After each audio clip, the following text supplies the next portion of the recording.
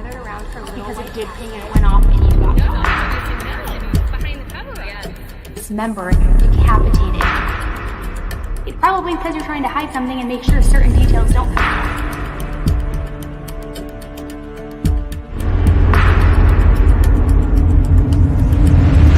Tend to Life with Elise starts right now. Hey guys, how's it going? You're gonna kill me when I say this, but if you can believe it or not, I'm having tech difficulties. I don't know what is going on with this computer, but when I'm running the speed test, it's showing really slow, even though all my other devices are showing fast. So if for some reason I start buffering or if something starts going sideways, just let me know in the chat.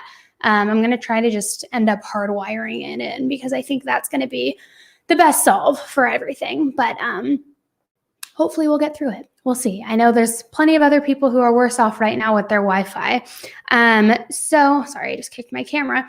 Welcome. My name is Elise, and this is my channel, Tend to Life. I am excited to be going live with you guys again today. I still have not figured out what happened to the last live and why it still says processing and hasn't loaded. I reached out to YouTube support today, which it's taken me a while to reach out. I know. I reached out to them today. They said they have escalated it to a specialist and that I should have an answer in 48 hours. By then, who knows if it'll even be solved, but hopefully I can get that up. And hopefully this one saves. So fingers crossed.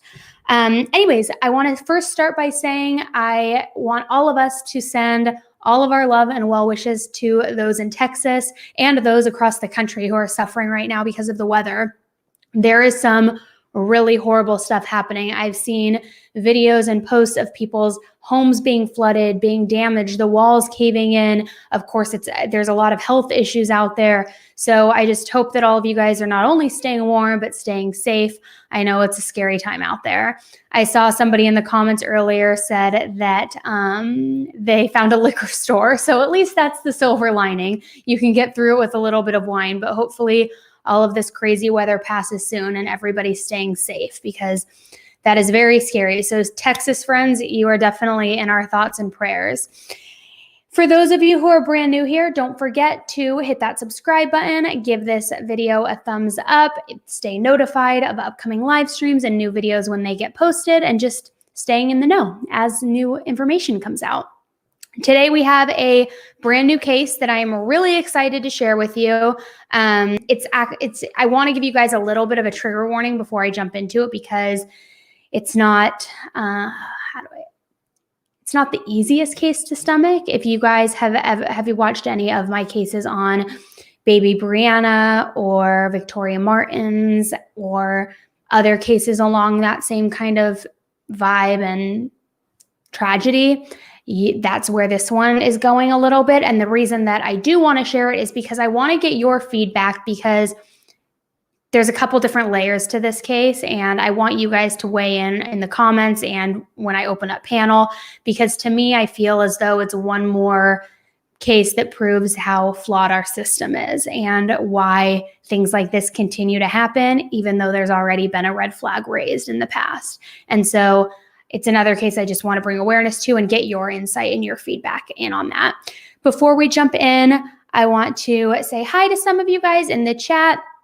Thank you for tuning in. I tried to go a little bit earlier today because I know we have a lot of friends in the UK and in different time zones, and I don't want to keep you up until the middle of the night. So I'm glad we were able to go live a little bit earlier. So hello, Sandra. Hi, Jenna Flora. Hey, Goose. I see a lot of regulars in here. Hi, Jose. Hi, Sweet Tater. I love that name. Jordan Knight. Hey, Blue Eyes. Hey, Morgan C. Hi from Santa Barbara. Hey, BB. Is it BB Spooks? Hey, Candace. Thank you. I am doing well. I hope you're doing well too. Hello, Sylvia. Joe Max, sleep is for the weak. I haven't been sleeping either, and that's probably, I wonder if there's already comments in there that talk about how tired I look because I haven't been sleeping very well. All right, let's start jumping right into it. As I mentioned, new case for you guys today. I'm going to open up panel at the end so you guys can call in, share your thoughts, or if there's other questions you have or other cases you want to talk about, we can just kind of have an open dialogue. But again, this case, I heard about it first last night, and it's one of those where it's happening right now in the moment, but unfortunately, similar circumstances have already happened in a very similar case with the same person involved a couple of years ago. So my curiosity was piqued as to, why is our system so flawed? Why is this person even given the opportunity to act and create this turmoil again? It boggles my mind. And the psychology behind it, I'd love to hear your opinions as well, because I can't seem to wrap my mind around it. I'm going to be sharing some some photos on the screen as I go through this as well, just so that you guys can, put some faces to it. So let me pull up some of my stuff here really quick. While we get settled, please feel free to just hang in the chat. Okay, so I have all of the details here, and I'm going to read from a few different articles that I sourced today as I was building this together. And please, again, throw what you guys are thinking in the chat here. This first takes us back to 2017, and this is when the first occurrence happened. So just 4 years ago, not very long ago. And in 2017, police responded to a report from Middlesex Hospital in Connecticut in connection with an attack on a 1-month-old newborn baby boy. 1 month old. Authorities said that the baby had bruising to his right eye, dried blood in his ear, and face swelling. The attacker was a man in his early 20s named Luis. And I'm going to share here with you this picture. I usually have them already opened up, but I'm sorry, guys.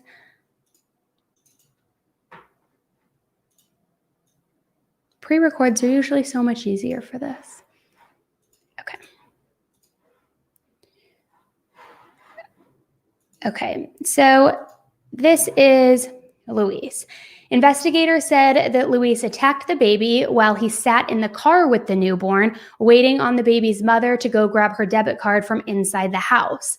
The infant's mother said that she witnessed Luis lean towards the back seat of the car, strike the baby numerous times, squeeze his face, and complain about the infant's crying. The baby boy's mother said the attack happened within only a few minutes of her leaving the car to run inside and grab her debit card. And we have heard quite a few stories in the news, over the last forever, actually, as far as shaken baby syndrome, when babies are crying, that there is an attack or a form of abuse on them. So right off the bat, when I'm reading this, because he was complaining about the infants crying, that's where my mind goes. He was frustrated with this newborn crying, which, hello, all 1-month-old babies cry, like, give me a break. And so he squeezes the newborn's face, strikes him numerous times, all within a matter of a few minutes while the mother went inside to get her debit card. Luis was ultimately convicted of child abuse and served a year in jail. And luckily, the infant survived the incident and is now reported to be doing well. Great. I think his sentence should have been longer than 1 year, but as long as the child is doing well now, I would say that is a fortunate ending to what we usually see ends in a much more harmful way. But now I want to fast forward a little bit, because now 25-year-old Luis was arrested just this last Monday on numerous charges in connection with the beating of a 2-month-old infant girl. History repeating itself here. And it comes just after 2 weeks after child protection advocates had allowed him to move in with that baby girl and the mother. Here's where it starts you guys are probably going to get angry, so just bear with me. The Department of Children and Families initially had said that Luis could not have unsupervised contact with the 2-month-old child because of his history. However, they did allow supervised visitation. However, then in January, Luis was cleared to move in with the baby and the mother, but was supposed to never be alone with the baby. And this is all according to court documents. So originally he was saying no unsupervised contact. You could have supervised visitation. Then come January, they said, you know what? You can move in with the baby and the baby's mother, but still you cannot be alone with the infant. So they are clearly recognizing that there is still a potential danger for him being left around children unsupervised and alone, particularly little baby infants who cannot at all in any way, shape, or form, of course, protect themselves or advocate for themselves. According to police, this incident happened just this last Saturday in Middleton, Connecticut, in their home. The infant's mother, who shared the home with Luis, fed and swaddled the baby around 3 a.m. and then returned to bed. Luis was still awake and using his laptop in the bedroom as the new mother went back to sleep. A little before 7 a.m., the mother woke up to her baby screaming. She noticed blood on the infant's face, nose, and chin. She immediately suspected Luis after noticing that the baby had not only been swaddled differently and placed in a different position, but had these marks on them. So my first question when reading this, is this the same mother as the 1-month-old boy from 2017? Because they don't confirm it. In any of the reports that I've read, they have not confirmed that yet. I also want to know, is this child his child? Was the boy his child? Because they have not confirmed any of that information either. But I can't help but wonder if it is the same mother, and that's why she immediately did suspect Luis, because it was familiar behavior perhaps. Because remember, it's quoted that immediately upon noticing this, she suspected Luis. Sorry guys, I'm still getting over being sick, so I'm gonna just have some sips of water between. I have like a very dry cough. So they haven't confirmed any of that in any of the reports that I've looked into, but based on the familiar behavior and her immediately suspecting him, I believe there is, of course, some sort of relation there. But I don't know if either of the were his biological children, and I don't know that it is, in fact, the same mother in both instances. Luis initially denied harming the baby. But later, he left the home after the infant's grandfather confronted him. Police arrived at the home to check on the baby and didn't initially notice any major injuries. They opened an investigation, then left the home without incident.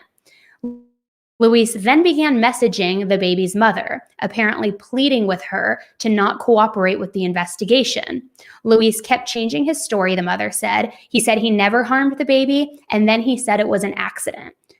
This again leads me to believe that there is a history there, because he's texting her saying, please don't cooperate with the police. Please don't cooperate with the investigation, probably because he's going to get sent back to jail for this. And then switching his story, not taking any sort of accountability, at first saying that he never harmed the child, but then saying it was an accident, which again, I'm sorry, how do you accidentally hurt a child who is a newborn when they're swaddled, sleeping? Like, how do you accidentally create that child to cause that child to bleed? I don't believe so, not for a dang second. The following week, a social services worker visited the home and noticed that the baby's injuries had progressed significantly. The baby was then taken to Connecticut Children's Medical Center, where she still remains in critical condition, this little newborn baby girl. Police said that the baby had brain bleeding and marks on her neck from what appeared to be strangulation. She also had bruises to her ankles and head, scrapes on her face, and a mouth injury. Doctors ran a series of tests to determine internal damage and reviewed potential for trauma to internal organs, brain, and spine. When you look at the list of injuries, that she appears had marks on her neck and appeared to have been strangled, that she had bruises on her ankles, on her head, scrapes on her face, and a mouth injury. This all happened between the window of 3 a.m. when the mother went to sleep after she fed and swaddled the baby to 7 a.m. when she was woken up to the baby crying. So within that 4-hour period, which we all know a lot can happen in 4 hours, but if the baby were crying, and I don't believe that that would necessarily be the case, because I think if the baby were crying, the mother would have already woken up, because she says she woke up at 7 to the baby crying. So if he had attacked this child because the baby was crying in the middle of the night, say 5 a.m. or whenever it was, And he was getting so frustrated with the baby crying, he chose to wrap his hands around her neck or hit her in the face, all of these things, holding her ankles, which that is such an odd placement for bruising to the ankles. What was he doing with that in that moment? But I don't believe that it was the root of it was because she was crying, because I believe that would have already woken up the mother, since she says later that she was woken up to the crying. So then I can't help but wonder, does this man just have a rage problem? And that's what this is all stemming from, not only in the first incident, but now the second incident. And again, why with these particular injuries, the strangulation, the bruised ankles, the mouth injury, scrapes on her face. And I want to be clear, they haven't released any indication that there has been any sort of sign of any sort of essay taking place or anything like that. But I don't know what the mouth injury would be. Possibly if he hit her across the face, maybe, I'm not sure. But that they are looking for that potential trauma to the internal organs, brain and spine, and that the baby does in fact have bleeding on the brain. Now, I want to also make mention that the injuries very closely align with the injuries from the first incident, in which he had slapped the boy across the face several times. And we know here that she has scrapes on her face. It just feels to me like an act of rage or anger, not necessarily that it was caused by, not that, crying doesn't warrant this and it doesn't cause that. But to me, I think that there's something deeper rooted. But you guys tell me what you think. So Luis was ultimately arrested again, and this time he was charged with first-degree assault, second-degree assault, risk of injury to a minor, second-degree strangulation, first-degree reckless endangerment, and he is now in jail behind bars on a $500,000 bail. I'm going to stop sharing my screen of this monster here, but I want to show you. So that really quickly, that was his first mugshot that I showed you. This is his most recent one. And it just gives me the creeps. Like, to me, I feel like he just looks evil in his eyes.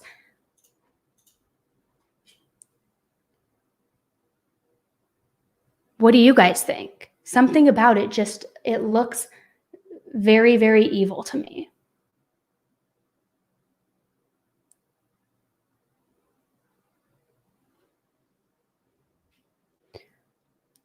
I see some of you guys are suggesting possibly drugs, alcohol. Yeah, dead in the eyes. I agree. Now, my frustration here is he was already proven to be a liability around children and had abusive tendencies and a proven track record of that abuse.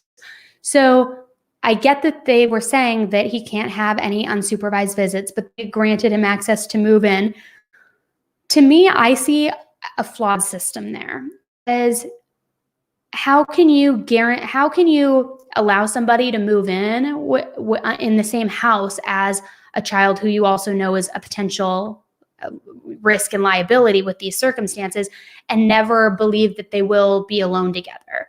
Because if you're all living under the same roof, there are going to be instances where, like this, where the mother is sleeping and the man or the woman or whoever the predator is at the time can wake up and be alone with that person. When you're living together and residing under one roof, there's no way to prove that there will never be unsupervised visitation. And so I believe that this is just a complete flaw in the system. And I don't know what the answer is as to how to combat that and fix that.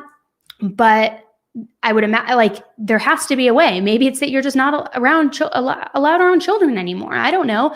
But had there been stricter guidelines in place, this would not have happened again, most likely. And now, whereas in the first instance, the little boy luckily is reportedly doing well now, in this instance, the little girl is still in critical condition, has bleeding on her brain at just a few months old, and is looking for internal bleeding and other signs of trauma. And that could have all been avoided. So I don't know what that answer is.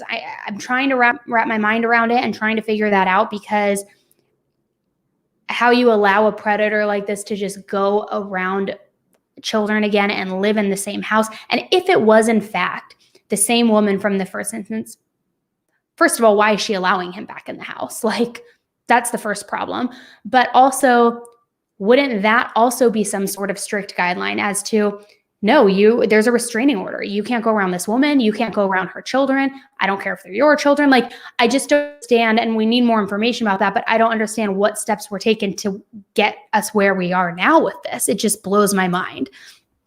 And my frustration, if that is in fact the same mother as before, my frustration really lies with her. And I'm not saying that it's her fault, because obviously we're all accountable for our own actions, but why on earth would you allow this person to come back into your home if they've already proven to be a danger to your children once before?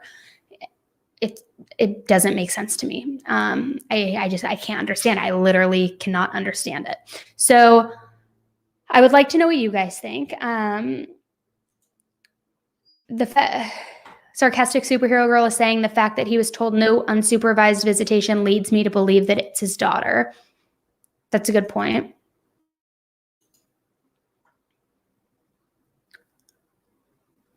I agree. Why did they even allow him to be there? There was another comment here I wanted to click on. He is the abuser, no blaming the women for me. I agree. He is absolutely the abuser, but there is some sort of accountability if you're willingly allowing a proven predator to come into your home and be around your children.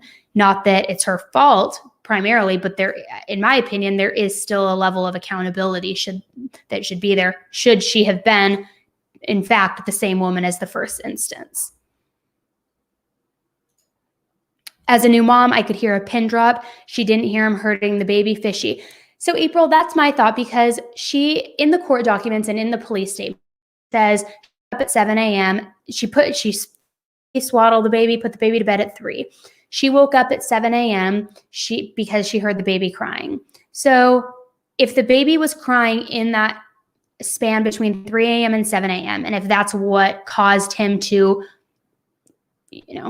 attack her and abuse her, try to silence her, I would imagine that the mom would have heard that. But also, you're right, as he is inflicting this attack, the baby would be crying out. And unless she was just completely wiped and knocked out, how did she not hear that?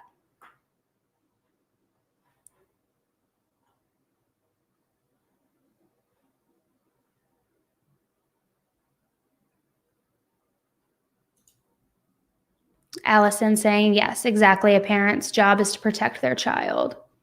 So you know what? I'm going to drop the link right now to open the panel. I know we usually don't get started with the panel till a lot later, but I think might as well. Let's have you guys call in and share your thoughts too. And if you guys want to talk about other cases as well, let me know, of course.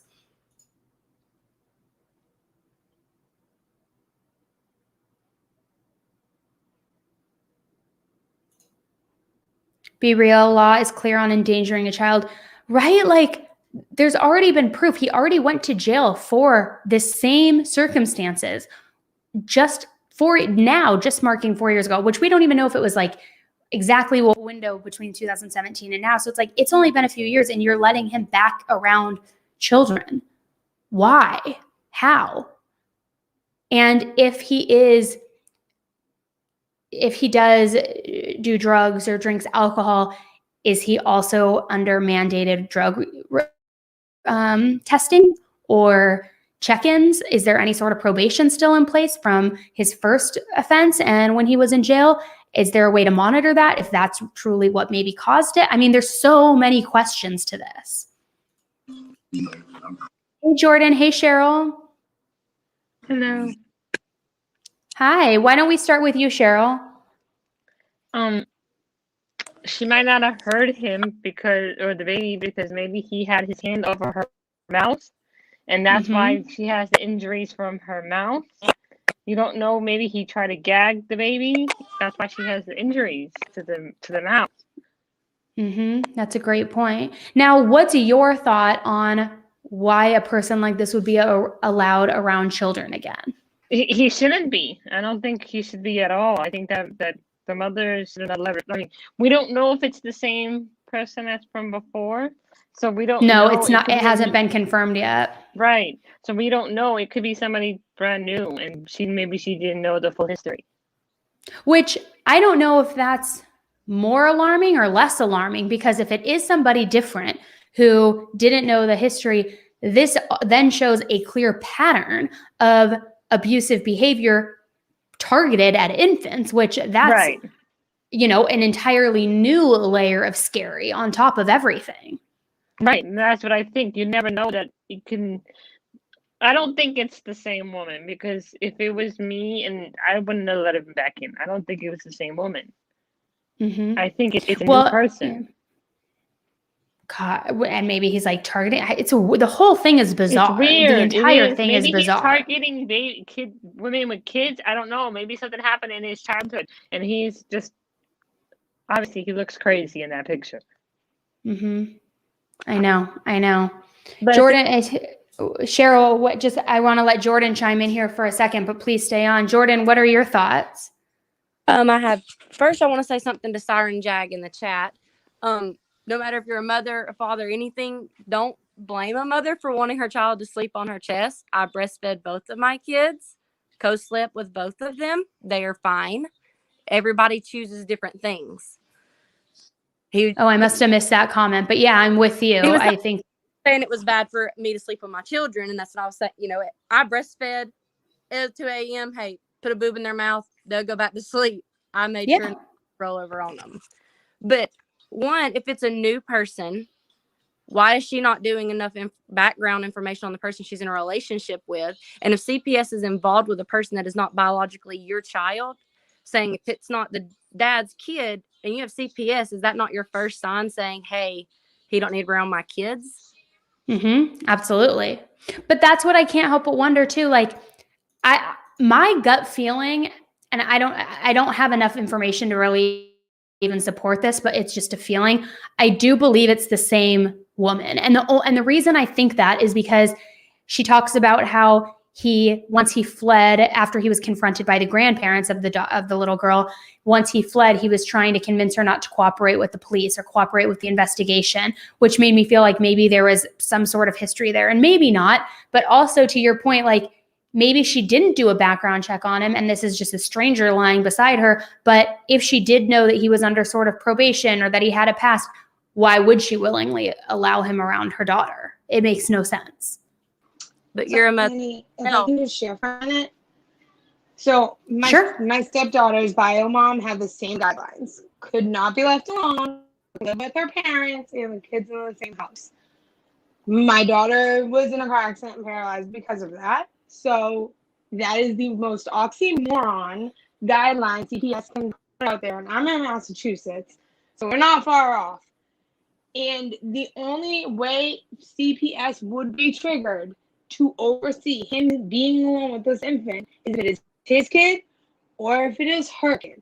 So the parent has to be in common. The CPS just doesn't follow people around and go, oh, you have a girlfriend with a kid? You can't be alone. Right. There's no way in hell that CPS took the time to even consider that, because I'm sorry if there's anybody CPS workers in here. I know y'all are exhausted.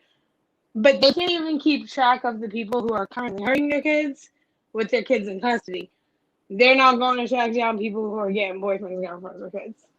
Mm-hmm. Mm-hmm. So it definitely has a common denominator parent. I don't know. What's your take on it? I honestly, CPS needs to be looked at. It just has to, because that oxymoron of guideline is not only in this case.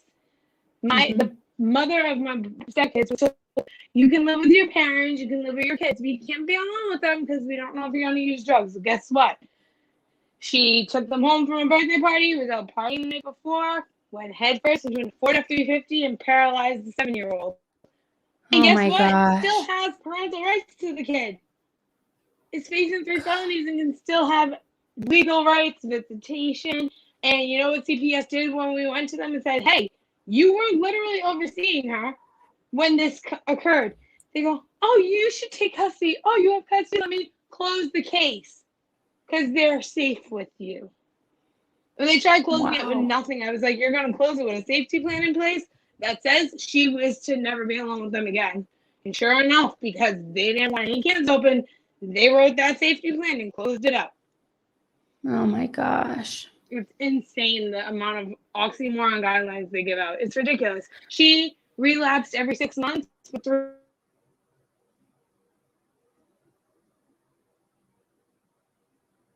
Oh, I think you broke up. I lost you. Oh, sorry. Sorry. He's the dad. It will take a hell of a lot for them to tell him he can never be alone with a kid. He could go have another kid.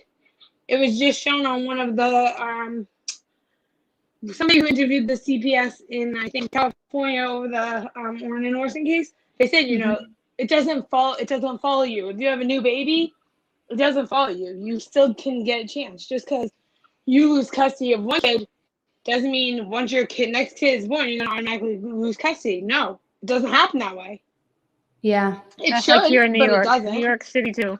If you have one, if you get rid of, I'm sorry, get your other kids taken away and you have another baby, they'll come and take it. But you have an option. You have a way to get that child back. The other kids you won't. But sometimes they leave the child with you, and sometimes they don't. But most of the time they leave that child with you, even if you have your other kids taken away here in New York City. So it's in Missouri too, because my friend is going after her, is looking into her grandkids' case down there, and the mom's currently pregnant. And they said, you know, just because she loses custody of those kids when this baby's born doesn't mean she'll lose custody. She won't have an open investigation until there's reason to be, even if there's previous child abuse. It's all flaws in the system that really needs to be. Well, it depends on. Well, in New York City, it depends. It depends on the reason why your other children were taken away. Right. Or right, if right. you gave up custody of them, like you lost them, but then you surrendered your rights, then they'll say you can keep the other child. But if you didn't surrender your rights and you just lost custody, no, then they come in and take the child from you the minute that baby. Well, at least New York has that in place because a lot of states don't. So, but I have four of them yelling at me, so I'm going to jump off real quick. Okay, thank you for calling in. I appreciate it. Hey, Siren Jag, how are you? Hello, I'm doing all right. Sorry, I just got done eating, so I'm coughing a little bit. No problem. There's a couple of things. I think what may be happening with the ankle injuries, maybe he was grabbing the child and like slinging her against something. So that may be what caused that. He was really grabbing on and slinging. So, but the other thing I heard, I forget what even instigated, because I was only half listening because I was eating, and someone said something, and I posted in the chat that it was a bad idea to have the baby beside you in the bed while you're sleeping. Get a little bassinet and keep the baby beside you on the bed when you're sleeping in the bed, because eventually you have to break your child of that, and that makes it worse. And then you hear on occasion in the news where someone rolls over on their baby and injures or suffocates their baby. And apparently they took offense to that. And I was told that I wasn't a mother, so apparently I didn't deserve to comment. Okay, well, let me just jump in. Let me just jump in here. First of all, we're not doing any sort of drama here tonight or any sort of arguing, but everybody's allowed to comment and share their opinions. But I do want to say, as a mother myself, plenty of parents have their own opinion and view on co-sleeping, on bassinet, no bassinet, sometimes not even having the baby sleep in the room with you from day one. So I don't think that there is a right or wrong with any of that. It's completely subjective to the parent in that situation and the mother in that situation. And so I don't want anybody in this chat or anytime watching this or anybody anywhere ever feeling as though they are being judged or bashed for their choices as a mother. So I want to go ahead and throw that out. But just as I say that, you're also entitled to your opinion. And if you think co-sleeping is bad, you're allowed to have that opinion. But mothers who believe that it's the best for their child, they are allowed to have that opinion, and mother knows best usually. I mean, if everything goes fine, great. It's just sometimes it doesn't, and that's just how I feel. Of course, I think everybody knows it's a risk. Absolutely. Mm-hmm. Hey, Rosalind, how are you? Uh-oh, you're frozen. Oh, she's frozen. Hey, sweetie, Maybe she'll come back. how Meanwhile, we you have a doing? comment here from Harvey. If it was the same woman, would she not have the older child that he I had just have a already real injured with her? Oh, so quick are you back? interjection here. Rosalind, try to go out and come back in. Let's see. Would she not have the older child? I thought that too, but they didn't say anywhere in the report that the older child was there or not. So we don't know if the older child was in fact in the house or not. It's unclear.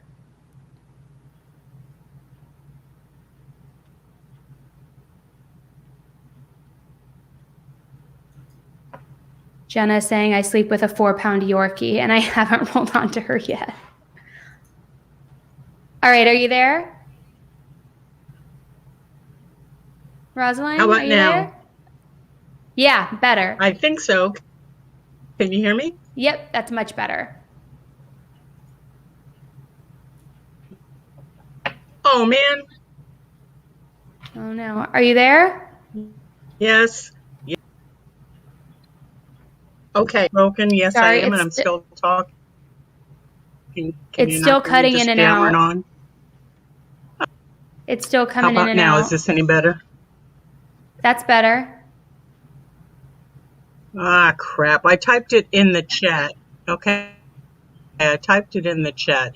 And what I said was I'm not standing up for or justifying anything here, but I have someone very close to me who works with CPS, and I'm not even going to say the state, but I know that she had, when I spoke with her, she had anywhere from 10 to 30 new cases every month, and she's Ugh. just ripping her hair out trying to do what's best as she can, the way they tie their hands, and they have to do everything. I mean, there is protocol, but she gets so frustrated because she can't save them all.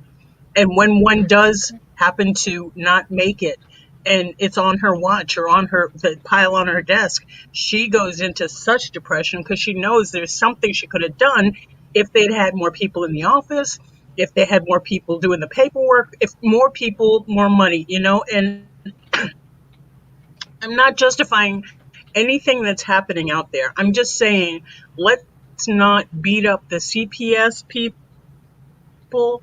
There's got to be ways that we might be able to volunteer typing or intake letters or something. I mean, I'm not sure what kind of volunteer things are to be, but I think I'm volunteer. Can I do your typing? Can I do your filing? Can I help in some way to take the weight off the workers that are already so overworked? So that's my 2 cents. I agree. I definitely think, of course, I think it's definitely more of a factor of like the flawed system as a whole. And I don't know what that answer is besides more manpower and more money and more financial backing. I don't think that, I think it happens, but I don't think it's a regular occurrence for when CPS workers truly just fail these children because they are underworked and are just choosing to not follow up. I definitely think it is a factor of they have such a heavy caseload. How can they physically keep up with all of it? But then what is the solve with that? And then, of course, there are CPS workers who they don't pay attention to red flags. They let things slip through the crack. But more times than not, and the bigger problem than anything is the system itself and the structure and how it's built, because it's broken and none of us can seem to figure out what that solve is. Exactly. Well, that's my 2 cents. And I don't know, as far as the way the perp looks, I don't know that we can really judge anyone on their looks because we all have all kinds of different strange looks to other people. But I do know with the circumstances, there's an issue. There's a huge issue. I am curious if it was the same mom. I am curious if it was a different mom. I'm just curious about the things. So I'm going to back out here and hop back to chat and do my mod thing for you. Love you. Thank you. Love you. Thank you. Before we jump over to little Annie K, let me just answer this question here. So Teal's saying, if it's the same woman, where is the court order regarding the child he hurt prior? How did he get her pregnant? If he was in jail, was the boy his? They haven't confirmed if the boy was his or not, or if the girl was his or not, but the pregnancy definitely could have aligned because he would have been released. So if the first incident was in 2017, he would have been released. He was in there for a year, 2018, call it even 2019. If it were the end of 2017, a 10-month pregnancy, because we know it's really 10, not 9, then she would have had the baby by 2020. The baby's now 1 month old. It's 2021. You back that up. There definitely could be, unless I'm doing that math wrong, tell me, but it definitely could be plausible that this child is his. Hey, little Annie K, how's it going? Good. I just wanted to mention something to like add on to what the last lady that was on was saying. I'm a CASA advocate, which is somebody that like helps kids go through the system, and so it helps you basically go to all of their court hearings. You like visit with them once a week. You know, like you help the caseworker and the judge. You just know you like get to know them personally, and so there's more checking up. There's more, and like that's just a volunteer position. And if like they need lots of people in all over states, like I'm in Utah. I don't know if all states do it, but that's something that like everybody could be doing to help out these kind of situations, because there's a lot of work. The caseworkers are like overwhelmed. And how much time do you spend doing that? Like, is there different tiered options? And do you have a link where people can look into that? Can you throw that in the chat so we can pin it? I don't have the link, but I'll look it up and I'll try to get it. I'll try to put it in there. It's okay. You can just by typing CASA advocate. I know that like it's been supported by like Dr. Phil and those kinds of things, but I did it before any of that. But you just put like CASA advocate and it will come up. And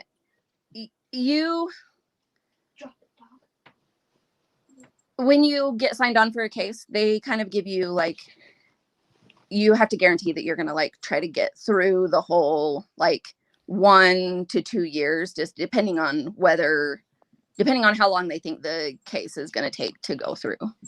And so they like to encourage you to take on what you think you can, 10, like at max 10 hours a week usually, which isn't much. Like it doesn't seem like, it's just like making some phone calls, just making sure that the caseworker has paperwork.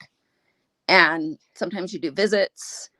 Like for me, and if enough people are doing that, that adds up. Yeah, and I have like a family, but they're not all placed together. So like I go and I pick up all of the kids from the family and I take them to do something together so that they have time to see their siblings, which is that's kind of nice. That's the bright spot for me. That's really and nice. I just would like to hear other people get involved because it's something that like they need more people. And I love if you that. have 10 to 20 hours a month that you can devote to just 1 or 2 cases, then that helps the caseworkers a lot. And you know what? I know a lot of you guys watching this have those hours because I see you sitting on these 3, 4, 5-hour lives 5 times a week. I know you've got the time. I've got the time, so we can all do it.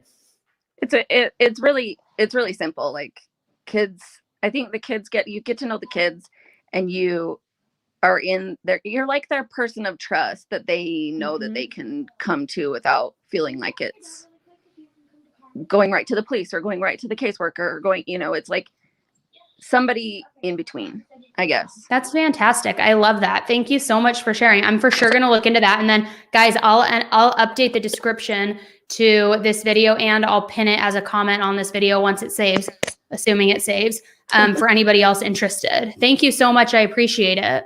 Thanks. Bye. Bye. All right. So we have Michelle Lambert. Was he on probation from the first incident? He would have to report his move to his PO, would most likely get CPS involved. They haven't confirmed if he was on probation, but what I did find that was interesting is that up until January, the Department of Children and Families said that he couldn't have any unsupervised contact with this 2-month-old little girl. However, then in January, he was then cleared to move in with the little girl and the baby's mother. However, still was not allowed to be alone with the infant, which, hello, when you're living under one house, how do you actually control that? But there's still more details coming out, so I'm hoping we get more information soon. All right, we got the glare in here. I sure am glad I snuck off to eat my fried rice and catch this. Glad to have you here, Will. Thank you, Diane, for the super sticker. I appreciate it. Allie, it says your devices are connecting, but it's not working on my end. I know we had this problem before, I think. So maybe try to jump out and come back in. So, Goose, that's what I'm thinking. Given the circumstances, if he was waiting for approval to move in with her and move in with this little girl, she would have to know that there was some sort of pending approval, happening. And if he was telling her, like, I can't move in with you yet, I need to wait to get approval, she would, of course, ask, well, why do you need approval? What do you mean? From who? From the courts? For what? What'd you do? Whether she's a different mother or not. So she would be aware of his history, I would believe. I can't imagine that he would just like swoop in and, be dodging her. And then finally he gets the green light in January and he's like, oh, now we can move in together. I feel something in my gut is telling me that she knew. Siren, what else do you got for me? Yeah. Well, Taproka had a question about how this guy could only have gotten 1 year the first time around. And there could be any number of reasons. It could be his first offense. Or he could have had a great public defender that day. It could be anything. We have no way of knowing. The courts may have just had a lot of sleep that day and could have been feeling like they were feeling lenient that day. We have no way to know. So. Absolutely. But Blue Eyes is saying I'm going to get off here and finish my sandwich. Okay. Thanks, Siren. Blue Eyes is saying a newborn doesn't sleep all night. You're right. So, I mean, at 2 or even 3 months old, you think that if a newborn is going down at 3, they're for sure probably back up around 5 or 6, which she says she woke up at 7 to the crying. I'm just drawing on my own experience here. But you're right. A newborn doesn't sleep all night.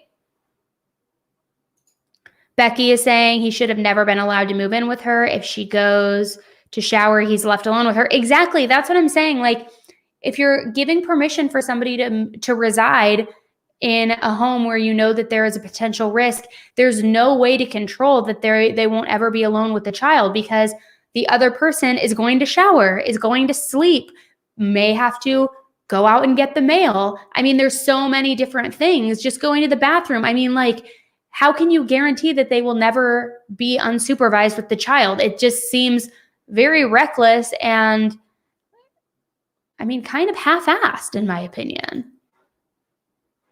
And maybe, I don't know if it's because the severity of the charges the first time, and since he was only in jail for a year, if that somehow plays into it, if there's some sort of thought of reform happening, or because it wasn't as severe as other cases, maybe they were giving him leniency. I'm not sure, but again, what the oh gosh.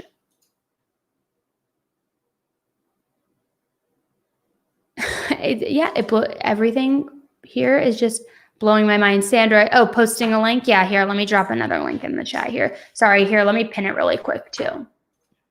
Probably should have done that. Sorry, guys. Okay, we're pinned.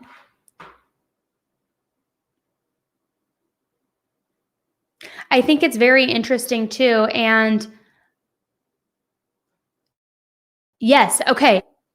Thank you. I was just going to bring this up. I hope I'm saying this right. Adasha, that it is disturbing that they visited the home a week later after the police came and reportedly left with no incident. They come back a week later, a social worker, not the police or any of them, and noticed the injuries had progressed. So much so that now this child is still in critical condition in the hospital. So how were the visible injuries and bleeding not enough to notice when they first went to the home, or at least warrant the child to be taken in and checked out? Why would they just come take the report and leave. Clearly it was severe enough to go, when they went a week later, they noticed that they had progressed. It just blows my mind. Report and leave. Clearly it was severe. Oh, Heather, you're on, I hear myself, you're on echo. You got to mute YouTube behind you. Can you hear me? Yeah. Sorry there? about that.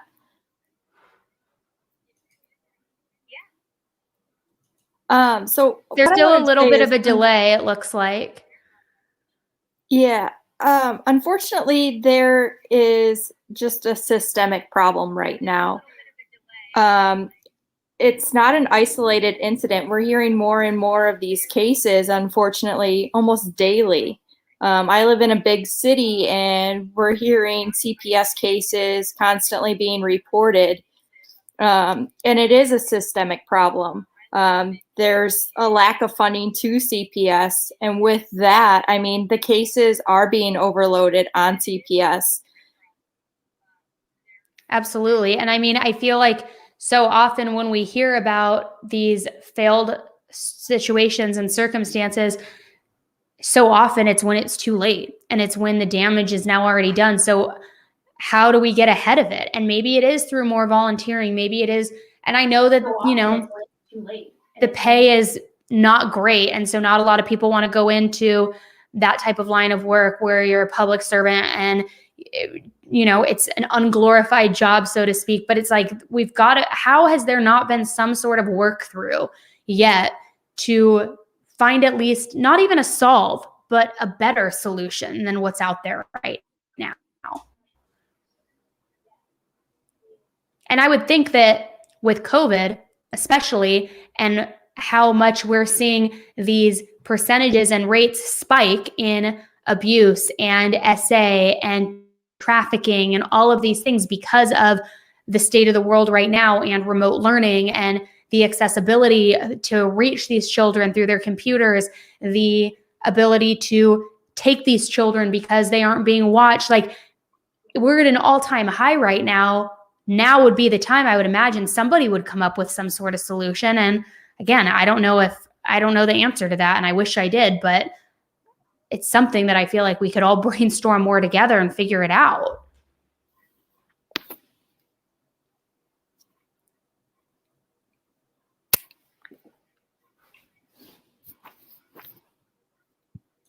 Let's see.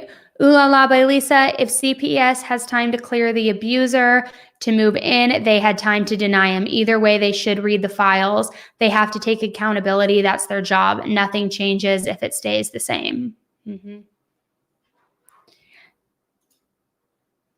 Okay, so you're saying the mom is covering for him. Possibly. It's definitely a possibility, and that could be why so few details have been released. Absolutely.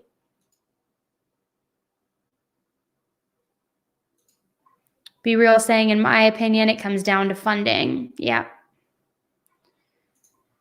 COVID has led to a lot of issues. It's truly crazy when you look at the rates and the spikes that have happened since the shutdown last March. I mean, it's literally a predator's playground right now. Kids are spending 8 hours of their day in these Zoom online classes or whatever time, like all this time on a computer to where anybody can come in. They could be on the sidebar, not in their Zoom, playing games. Like, it's a predator's paradise right now. And what was I reading? I had pulled some statistics for work. Let me actually pull this up really quick because I found this very, very interesting.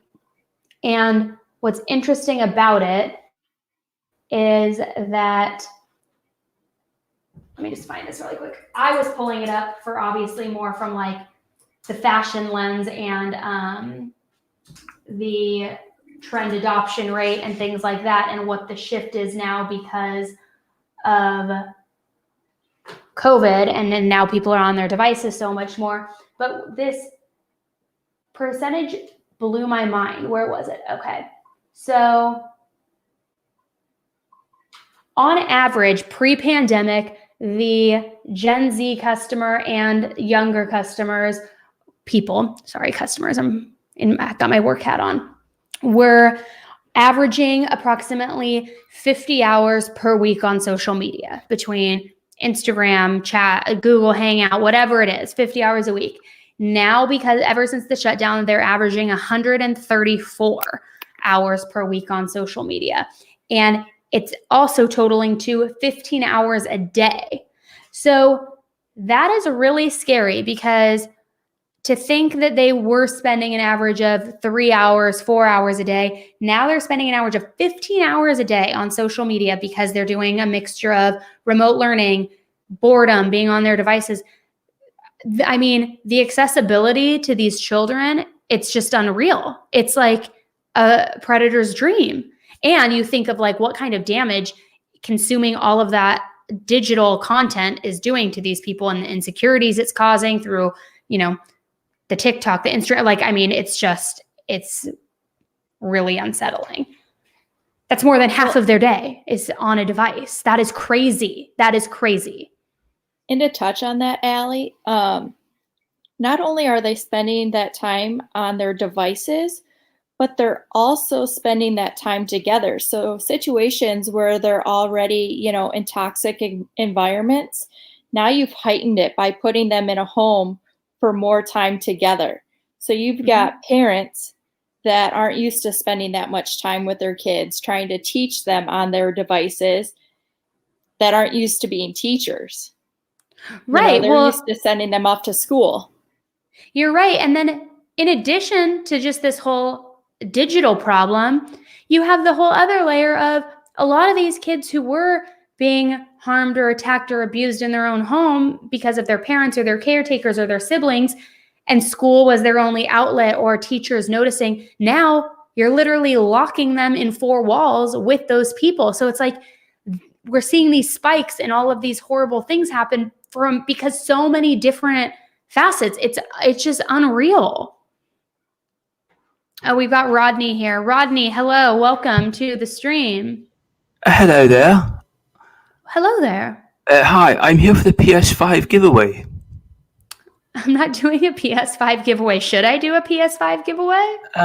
I won a competition on Reddit, and the post said to come here to collect my PS5. I think you either maybe are a troll or you have been trolled. But could you show me that Reddit post? It's on Reddit. Oh, fuck, I've been had. Sorry. Maybe we'll do a PS5 giveaway when I hit 100,000 subs. Guys, is there really a Reddit thing, or am I getting trolled? I don't know what's happening. Tara, did he subscribe? Good question. I should have asked him. He sounded so polite. At least he had a nice accent to go with it. I know. That girl saying it's a prank caller. I mean, if you're going to prank call, like, do something funnier and more original. That was like the worst thing I've ever heard. Oh man. But maybe there is a Reddit tab going. I don't know. I rarely ever use Reddit. But maybe we'll do a PS5 giveaway. Is that what it is? Yeah, PlayStation 5. Oh gosh. All right, so DMK back. As a mom, wait, Heather, I got it. Sorry, I got to correct you. My name's Annie, not Allie. Oh, Annie, sorry. What's going on tonight, guys? Sorry about that. As a mom, knowing his background, would you let him around your kids? Hell no. Are you serious? I'm just asking, because I'm not a mom. So I don't have that like mom perspective. Like, even as not being a mom, I wouldn't, but just trying to get a mom perspective of like, what was she thinking? Trying to get into like mom mindset. Absolutely not. No, I don't know. I don't know that I would ever let someone around my child who, like, I don't want to say this because I'm going to get judged so hard for it, but because, no, I'm very careful about that. Despite what people think, because I know a lot of people are pissed off off that I showed my son on my other vlogging channel in one video, but no, I'm very protective over my child. So I would be very careful who I allowed around him. And if somebody had a history like that, there is not a shot in hell. I would, first of all, there's not a shot in hell I would let them around my child, but I would never continue to entertain a relationship with this person, like, and let them sleep in my bed with me. Like, what? No.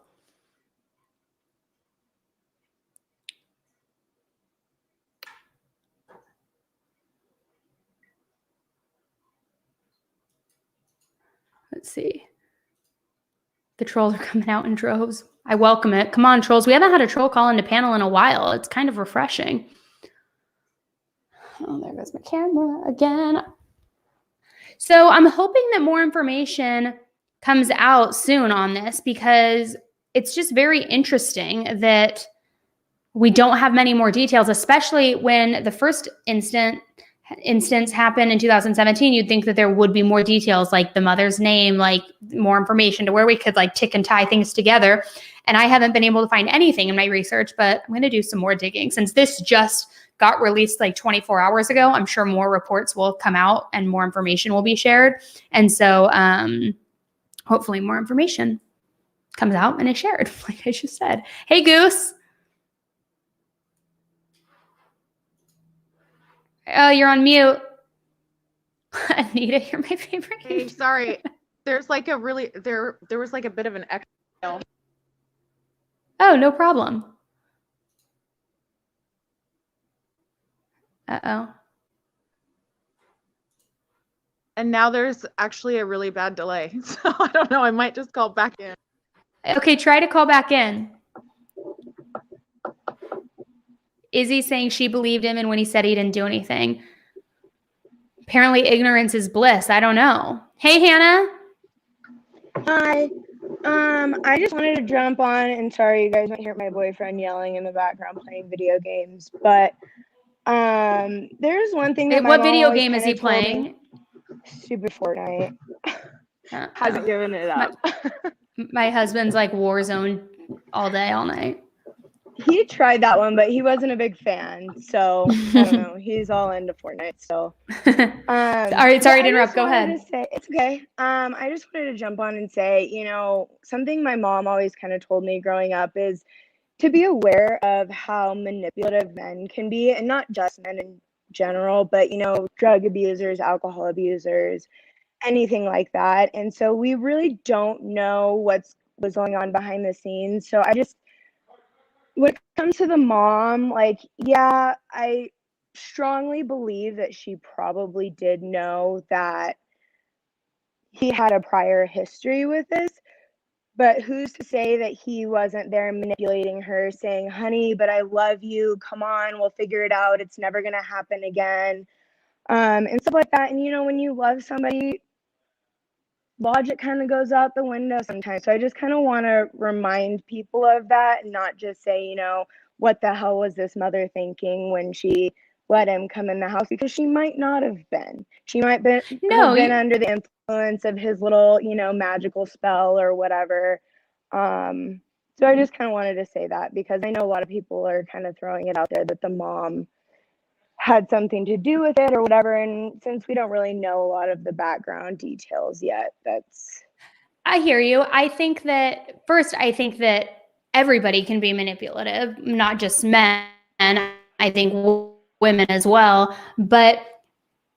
And he definitely may be manipulating her behind the scenes, or love bombing her, or anything like that, or saying how the first time really was an accident, so she wasn't aware that it would happen again. But if it is in fact the same mother as before, I have a hard time reconciling that she would still allow that risk to be around her children. And I get that you're saying there's so many different layers that go into it, and maybe she's being manipulated, but also, at what point do you put your love for somebody before your love and well-being of your child before, you know, like in what order are you prioritizing those things? Totally. And I totally understand that. And that's kind of why I'm wondering, you know, and I have that question too, if it is the same woman or not. I think I have a little less sympathy for her if it is the same woman. But I mean, just from like the context clues, it almost seems like he got out of jail, he met somebody, knocked her up, possibly, just based off of the timeline. And then all of this happened. I mean, again, like we said, we don't know if it's the same woman or not, but I just kind of wanted to say, people can get manipulated pretty easily, especially if you're not like the brightest crayon in the box. It can happen. Totally. So with that, I'm going to make a PSA for anyone who has children or anyone who has children in the future, regardless how in love with your partner you are or how scared you are to be without them, always put your child first, no matter what.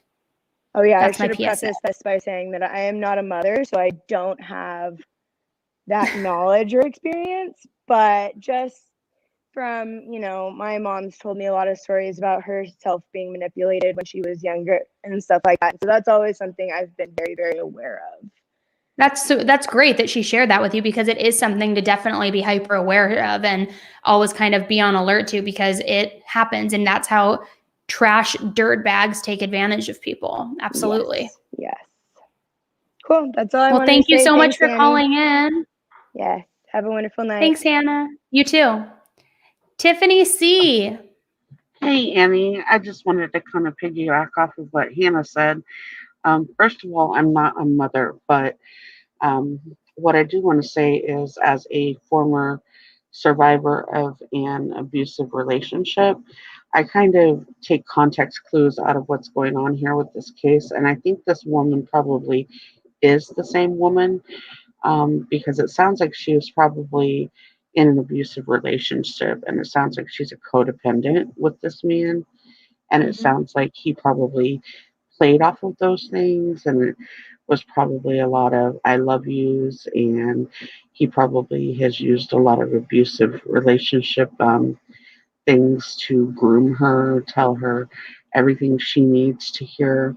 And that's probably why he's able to so easily manipulate the situation and play off of those manipulations to get her to do everything that he wants her to do and need her to do, not to turn him into the police, not to talk to the police about what he's done until the last minute, and let him back into her life so easily after the first incident, and then trust him so easily with her children, and which are also her children. I mean, that's the only reason I can think at all why she would be so trusting, because you don't even have love for yourself when you're in an abusive situation until after you get out of it. You go through lots of therapy, self-healing, and start to love yourself. But when you're in that situation, you don't understand it until you're on the other side of it and you learn to love yourself. But when you're in it, you don't. You only are hearing what your manipulator's telling you, what you're being groomed to hear, and what you think is love. I agree. And if that is the situation in these circumstances, I hope that now she sees clearly that it's not a coincidence and there's not an excuse. This is now a pattern. And I'm hopeful that she removes herself from the situation if that is the case. I hope so too. And the sad part is she may, if something doesn't happen to make the child better, if the child does die, she may have not only lost her child, but she may have lost her life behind this, because she may be a co-defendant now. She may be guilty as well, which by all means I think she should be to some extent at this point.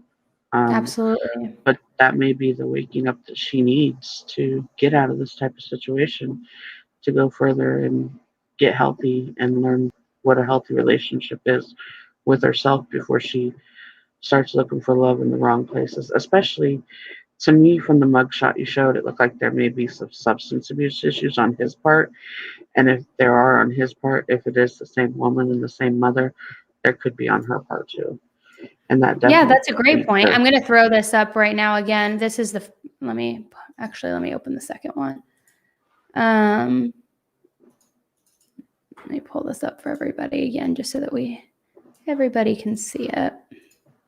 And I think that is one of the things CPS workers work so hard against with the flawed system, is they work so hard against trying to get parents out of those type of lifestyles. And it's just, there's not enough help out there to get them the help they need to get off of substance abuse situations and stuff like that either. So Absolutely. Well, thank you for calling in. I appreciate it. absolutely. Thank you so much for taking my call. Have a wonderful night. Thanks, you too. Hey, Brittany. Hi, sorry, I muted myself. My kids are in the background and they're loud. No problem. I just have a couple things. First, I wanted to say I'm so excited that you're almost 100K. I've been watching since like 15,000, and it's thank crazy you. how fast you've grown. Thank you so I don't really much. have, no problem. I don't really have that much about this case, but I have two questions. I wanted to know if you knew, because I've kind of done some research and I haven't been able to find any updates about Alexis Sharkey. And then I also wanted to know if you've heard of the Maya Millette case. She's in like SoCal. She's been on the news and stuff. She's the one missing and the husband just lawyered up, right? Yes. Yeah. So let me start with Alexis Sharkey. There still has not been any new updates as of the most recent. I mentioned in my last live, but it didn't save, that her autopsy has now been marked complete, which leads me to believe that the tox report is back. And if that is the case, I would imagine that hopefully an arrest would be coming soon, but that's the only thing that we've seen as the update so far. So everything is still, unfortunately, a little quiet right now in regards to that case. And it could be because police are gathering evidence still and vetting certain information, but there's no substantial updates there yet that have been proven. And I have heard a little bit about the Maya case. She's in San Diego, I believe. I haven't had a chance to look into it myself. The last I heard was that her husband lawyered up and is no longer cooperating. And was it that he didn't go to her most recent search, or there was some sort of weird shady behavior, but I couldn't tell you 100% certainty because I haven't had enough research behind it, but that's one that I for sure can look into. Absolutely. It's definitely super weird. I heard about it on YouTube a lot, and I was in Glamis. I don't know if you know where that is, but it's in California. I was there this weekend, and I met her sister. Her sister was out there passing out flyers, and I was like, that's so random that they were there, but it's crazy that they're doing searches everywhere. And the story's just really weird. Yeah, again, I'm not super familiar. I need to look into it a little bit more, which I definitely will, because I've been receiving quite a few emails for that case as well. Simone is saying that he never went to any searches. That may be what I have read, but yeah, I mean, and the fact that he now lawyered up and isn't talking, I mean, not that that's indicative of guilt, but to me, that always just kind of sits a little, you know? Hey, Yeah, Leslie and Tammy, how are you doing? That story's weird. She was apparently in her room, so Yeah. so loud. That's great that you had a chance to meet her sister. What was her sister saying about it? Just that they, wanted to get her picture out there so that they could see if anybody has seen her or recognized her anywhere. They have no information other than what's been put out to the news, and so they're just desperate to get her home. And I thought it was definitely random because Glamis is like off-road scene. Everybody out there was, vacationing and off-roading, and I just thought that was so random, but definitely a good place to get a lot of people aware of the case because there were hundreds of people there. Yes. You know what's interesting, though, to your point, I believe she went missing from San Diego. Is that right? I believe so. And Glamis is not very close to San Diego. I've gone to Glamis, and it's like, yeah. And like, let me just pull this up here for those of you who aren't familiar. So Glamis is, like Brittany was saying, kind of deep desert. A lot of people go there to dirt bike. I dated a bro, like the bro of all bros. And that's where my experience was when I went to Glamis. But let me show you guys some pictures here really quick, because it's like sand dunes, and people take their RVs, and there are a lot of people there, but it also is not close to it's not close to San Diego. So it would be interesting that they're out there trying to canvass, unless there's some sort of footprint and a reason to believe that she was ever out there or could have gone in that direction. Right. That's really interesting. It was very weird, very random spot. I don't know. I was like, well, it's really nice to meet you, but it's so weird. It's just random. Oh, Island Well, Girl saying I'm I'll in let San you, Diego and we went there all the time. I'll let you get back to other people, but I just wanted to say, you know, I'm excited for where you're going, and thanks for all you do. Thank you. I appreciate it. Some people are saying out here that she likes to take her Jeep out, and that people in San Diego go there all the time. So maybe it is more common. From my personal experience, yeah, he was the bro of all bros. And there was one time where like I was in his truck and he was going up and down the hills and like doing these jumps. And I was like, hey, yo, you need to stop. I'm literally getting motion sick. And it was like, at this point, I think it was like 2 a.m, because they go out at night too. It's super weird and dangerous. I was like, you need to stop. I'm going to throw up. And he's like, no, it's fun. And he was like drinking a beer and like just super bro-y and not listening, didn't care about his girlfriend, just cared about his bros in the back seat and impressing them. And I threw up all over his car, all over the dash, all over the windshield, all over everything. And I had no shame. And then he stopped. I'm like, hey, I told you, and I'm not sorry. So next time, listen to me. Hey, Tammy, how are you doing? I'm great, thanks. How are you? I'm good, thank you. Good. I just had to throw this thought out there. So the social worker goes back to the house to check on the baby a week later, and the baby has to be admitted to the ER. Why didn't the mom take the baby to the hospital sooner than that? It's a great question and a great observation. And let me just go here. I think it was, the following week. Yeah. And they noticed that the victim's injuries had progressed significantly. Why didn't the mom notice those injuries? And why wasn't she taken? And she's clearly in such serious condition that she still remains there. You're absolutely right. Bro, we lost you. Uh-oh, can you guys hear me? Uh-oh, did everybody lose me, or did just Tammy lose me?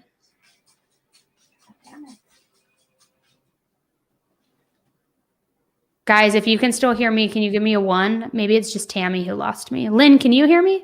I can hear you. Can you hear me? Oh, yeah, I can hear you. Maybe it's Tammy who we lost. Oh, yeah, everybody can hear me. It was weird. Hi. Did you see me just take a picture? I love it. I love your background. It's so festive. Oh, thank you. How's it going? Great. I love you. I think you're awesome. Oh, thank you. Thank you so much. I've been following the Tammy, I think it's called Miliete, I don't know, case really closely. And I'm working on a video on it right now because I think Larry, her husband, is very Chris Wattsy. I've been comparing his video, his interview to the Chris Watts interview that he did on TV before we knew that he was guilty. And the language is eerily similar and the patterns are eerily similar. And I think you should check it out because which case is this? What Tammy you said? No, I'm sorry. The Maya Millette in the Chula Vista. It's San Diego. It's Chula Vista specifically. Okay. And so he does an interview on ABC 10, but it's voice only. And the way he talks is, he says it's an embarrassing case. He says, it's so embarrassing. And I'm just broken up. And he casts aspersions on her and talks about how she's been drinking a lot and going out and he talks about his experience and how he's so broken up, but he never ever talks about how, what's going on with her. And, he never talks about any fear about what she might be going through or anything like that. And also they've been separated and in their house. So they've been living separate lives in their house together. And then he says that they had an argument the night before. Does that sound familiar? They had an argument the night before. He says he didn't see her the night before, but he heard her the night before. And then her family came over the next day to check on her. They knocked on her locked door. Why was her door locked? She has 3 young children, especially, and a 4-year-old. Why was her door locked? And then they couldn't get a hold of him all day. And then the family goes over the next day on Saturday and forces him to go and unlock the door, and they can't find her anywhere. Oh, wow. I didn't know all of that. How long were they separated and living under the same roof? He said that it was like, it's unclear, but he says that they had been having problems for like a year. Okay. And then it sounds like they had been like separated under the same roof for like probably a few months. And then she had an appointment for a divorce attorney for the following Tuesday. Okay. Yeah. So, I mean, I believe in coincidences to an extent, but when you have that paired with what sounds like a pretty shady interview, and again, I need to research it before I can draw any sort of actual conclusions for myself, but something that always strikes me as odd is when these people victim blame in their interviews, when they make it about themselves, as far as they're trying to gain the sympathy vote and talk about what a great husband or wife they are, while also painting their partner or significant other in a bad light. And very similar with the Alexa Sharkey case. The husband was coming out on Facebook, making all these posts about she was troubled and I always made her smile and I'm so heartbroken. I love you. It's like, this isn't about you. This is about your missing wife, which I know everybody responds to grief differently and fear differently. I know for me, if my husband went missing and if I was doing an interview, I wouldn't be talking about how I'm feeling. I would be saying, he's such a great man. He looks like this. He makes stupid dad jokes. Be on the lookout for that. Like, I would be talking about him. And that's how it should be. Not saying like, well, lately he's been playing a lot of Warzone and not coming to bed until like 11 and he's been drinking, which he doesn't drink. But nobody does that unless you're trying to make the public cast doubt in this person's credibility and character. And why would you do that in general? But why would you do that against somebody who you love and who's your partner and who you are claiming to be concerned about?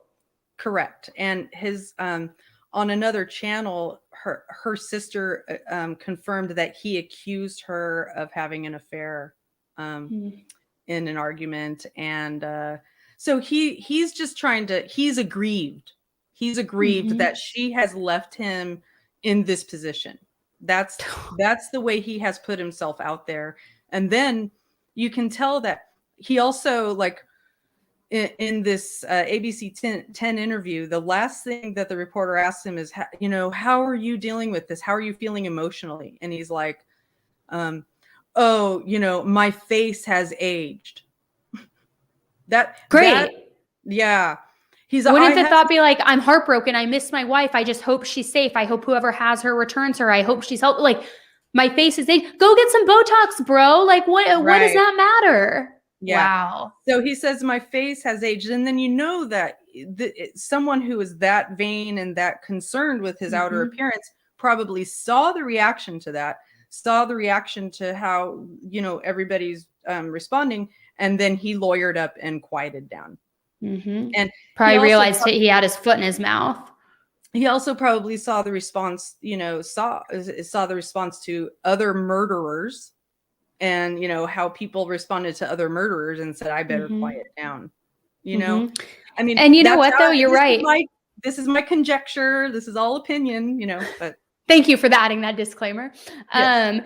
No, but you're right. It seems like there are parallels between the Watts case and that, but also Letitia her interview when her back was turned to the camera and she was talking about how she's the victim. Even now, the case with the West boys and the parents when they said, hey, the bio mom thinks you guys are responsible. And they're like, that's understandable, but this and that, like when you're self-advocating, when you aren't even a known suspect, but when somebody close to you is missing, that, in my opinion, is always a red flag. Right. You shouldn't be self-advocating. You should be advocating for whoever is missing. Right. And just a couple, and those are just the emotional aspects, just a couple little facts of the case. So Thursday night, they get in a fight. Friday morning, he leaves his 11 and 9-year-old girls who are, online schooling at home at 6 a.m. with his 4-year-old boy and goes to the beach. Oh, and she was apparently locked in her room at this time. Oh, yeah. And apparently she's just locked in her room. And they go he was probably cleaning up. Yeah, right. And they go to the beach, and then he doesn't come home, and the family can't get a hold of him all day long. And then he comes home at like 4 or 5 that evening. And that's when the family comes over and says, where is she? Where is she? And they're like, knock on her door. And she won't answer. And they don't try to get into her room. And he doesn't ask the kids, you haven't seen your mom all day. Who made you lunch? Who helped you do this? Who helped the 4-year-old go to the bathroom? I don't know. Or 4-year-olds going to the bathroom on their own. I mean, they're walking obviously, but are they going to the bathroom on their own? And like, has anybody looked at the weather report for the beach forecast that day? Because if this happened, like it's been pretty cold in Southern California, even for the last several months. So a beach day without your kids on a weekday when they're in school, which does he work? Does he not? Was she the breadwinner? I have a lot of questions. I need to dig into this. He took her car for that. They live in a big 2-story house and she has a Lexus. And he took her car to that. So they get in a fight the night before, she's locked in and they're separated, but they're well and good enough for him to borrow her car. He doesn't think she's going to need it for the day. Probably not, because he knew she wasn't going to need it for the day. No, she has her own Jeep that she just bought. And that's one of the things they fought over because he kept taking her Jeep. Mm. Yeah, he's a nice guy. So anyway, there's a lot more to it. I just wanted to let you know those are the things that I'm actually making a little video about it myself. Oh, awesome. Well, yeah, throw your link in the chat and please email me. I would love to talk with you more about it. Oh, awesome. I'd love to. Thank you. Yeah, this is a really interesting case. I'm a little late to it, but definitely going to do some research. Awesome. Thank you so much for calling in, Lynn. Enjoy your sunny background. Looks like you're at the beach. I wish I was. I would live there if I could. I will someday. Bye-bye. Bye. Oh my God. I don't know why this is making me laugh so hard. It sounds like a dill hole. I love that. Oh man. Okay. So let me see.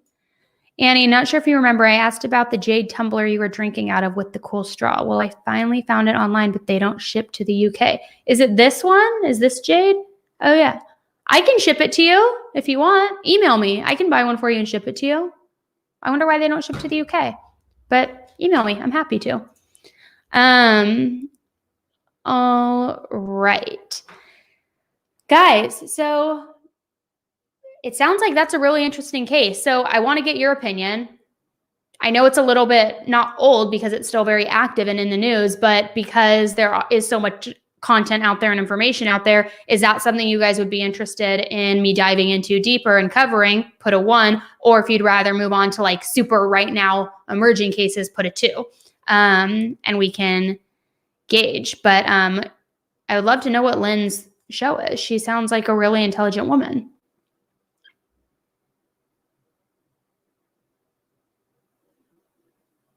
I see some ones. Oh, okay, good. Izzy saying 2. You want the new. I got you, girl. 2 and 1. 1 and 2. Okay. So either way, you'll be here. Love that. I'm trying to think what else I have for you guys. I felt like there was more I wanted to tell you. We are going to do either a giveaway, a group Zoom, whatever that is when we hit 100K, which we're almost there, maybe by the weekend. So I'll put a poll on the community page to see what it is you guys want to do to celebrate. And and what we want to do as the giveaway. I was thinking that it would be fun to give away like 3 big prizes. Maybe it's 1 big prize. I don't know. Tell me what you guys want. Tell me what you want. Other news.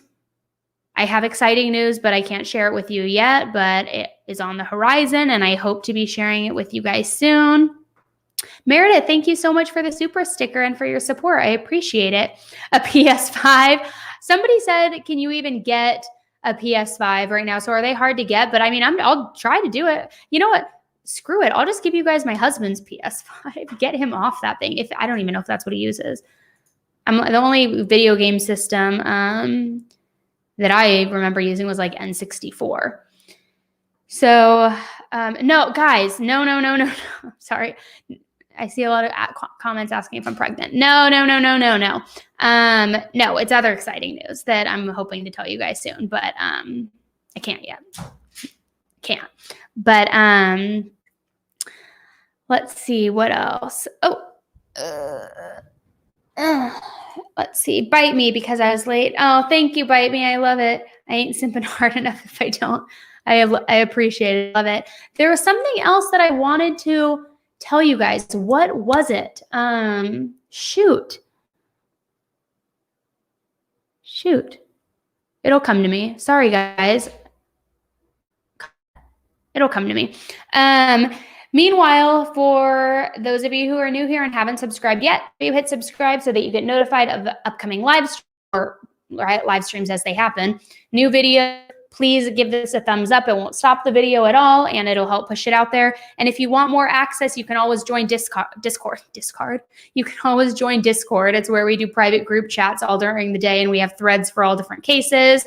We have threads talking about other channels, and not in a bashing. It's like other channels we're suggesting. Don't get carried away. We just talk about everything. It's a friendly group chat, and you can access that through Patreon. It's either in the description below or the mods have dropped the link. And Jordan saying, you won't regret it. Come be our friend on Discord. We have a lot of fun in it. And it's on Courtney. Yeah. Yeah, I can give you guys updates on Courtney. I spoke with Courtney last on Monday. She is unfortunately still going through a very similar situation with Michael and trying to gather her things from the property, but she and Phoenix are doing well.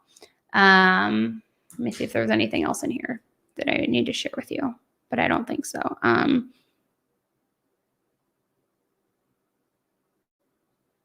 There's some legal stuff happening.